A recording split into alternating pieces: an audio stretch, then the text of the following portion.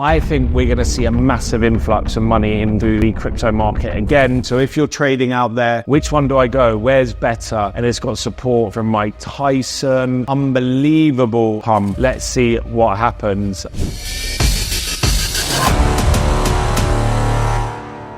Good morning, guys. It is Tim from FNGO, the channel that brings you all the latest from the world of crypto, sports, news, and lifestyle. And we are diving this morning, guys, straight into the Bitcoin price, which dropped down to about 62 yesterday, but we are back up at around $64,310 as of this morning, as of recording this at 8:51 in Dubai. And Ethereum is sitting around 3,141. We're seeing a couple of little drops in the Bitcoin price, but honestly, the liquidity under there, these drops are just, there's no volume in these sell-offs. There's quite a lot of fair value gaps above where we've seen these big drops down, but I think these drops are being eaten up, and then we're going to see the price action move back up. We're still looking on the 4-hour candle to have a little bit of stability, which I believe that we got yesterday, but we just need to see where the market is turning. So if you're trading out there, if you're looking to get and open up a long, not financial advice, but now is a time where I think you kind of just want to be sitting on the market, sitting on the sidelines even, and just seeing where this market is going right now. If we dive into the sports sector, well, 2.9 billion as of this morning. Flow is down about 0.1% on the hour, and Chili's is down 0.6%. If we look at any of the top gainers, so we've got Fan Token, 10.3%, Young Boys Fan Token, Dep App is up 0.8%. Nothing really going on in the Fan Token market. The largest gainers actually over the last 24 hours, Pummelet, which is a move to earn, Primal, and then Aston Martin, which is one of the fan tokens for Formula One. However, let's talk football for a moment. The Premier League is non-stop right now, and Man City are just continuing to do what Man City do at the tail end of the season, which is win. They battered Brighton 4-0 last night, putting pressure back on Arsenal, who beat Chelsea, who battered Chelsea, I should say, a little bit earlier in the week. Man City have continued to do what they do, which is win. So pressure is back on Arsenal. Arsenal got a massive game against Tottenham over the weekend. If they win that game, then look, this is going to go to the wire, and it's great to see. But speaking of Man City, and let's bring this back to crypto, Man City have teamed up with Quid to launch digital collectibles and fan experiences. So yesterday, Man City announced a partnership with Quid, which is a leading digital collectibles platform. The multi-year collaboration is set to unveil a collection of Man City themed non-fungible token trading cards. This exclusive offering is said to immerse fans of the UK innovative experience with football memorabilia. Quid is facilitating citizens' engagement. Now, you know what? I have pretty strong views on these third-party NFT platforms, and I personally just don't see it working. I saw this so much in the bull run, where you have these third-party platforms that are coming in, that are sponsoring these clubs and really trying to drive people onto their platform. But the problem is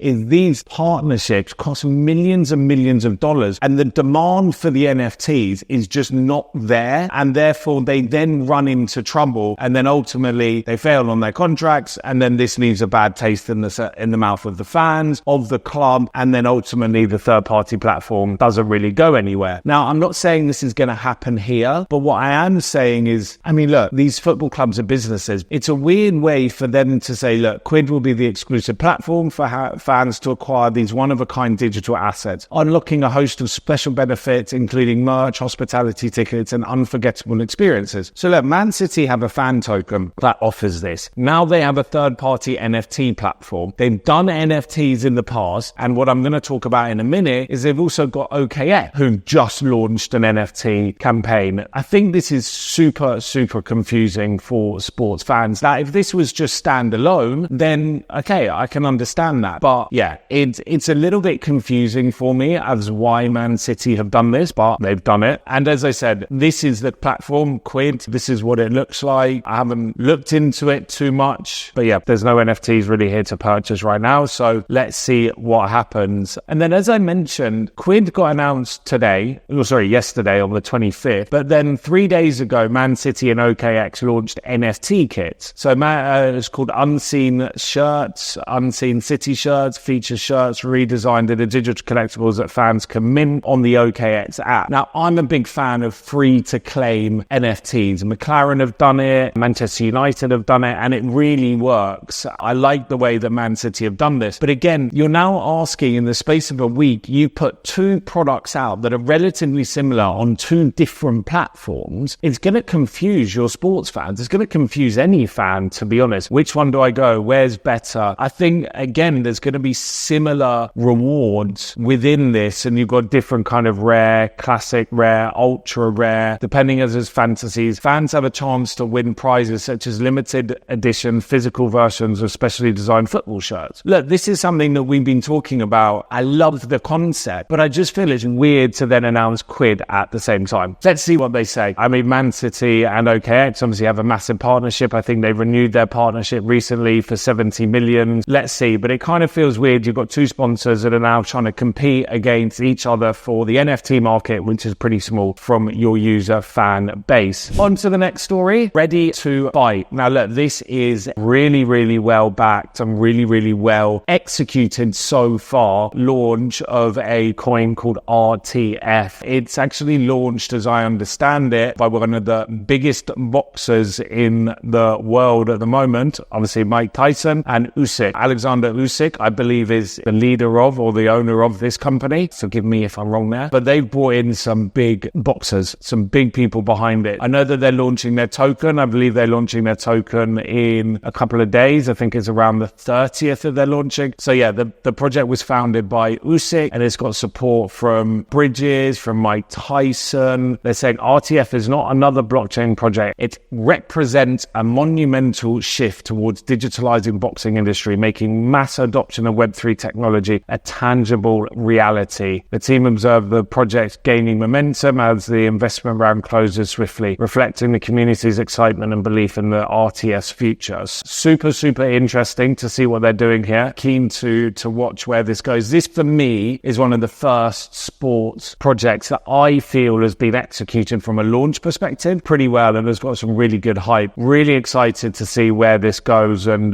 well done to the team. And then on to some more just overall Bitcoin crypto news. So Hong Kong launches its spot ETFs next week. So I think trading starts on the 30th. So I think that's Tuesday. I think we're going to see a massive influx of money into the crypto market again around these ETFs, especially because that's going to, from Hong Kong, I think it's going to open up much more of the Asian market. We saw what happened with the ETFs for the US market, the inflow in there. So I think we're going to see some really good positive price action. Given, as I mentioned at the beginning of the video, I don't see too much volume on the sell pressure of Bitcoin at the moment. Really keen to see what happens here.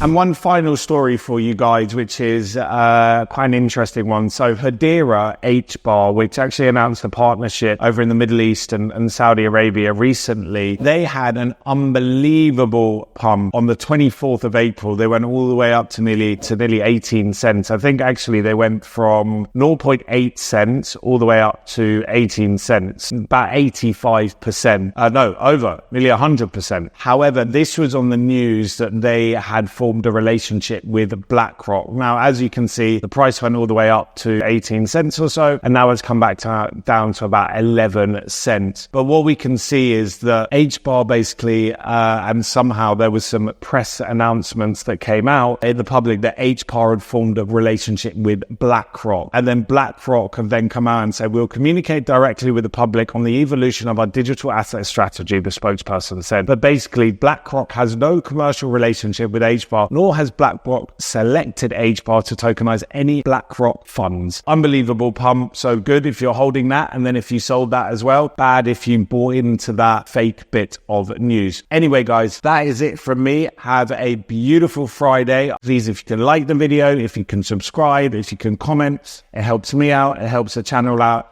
and I really do appreciate it. Take care.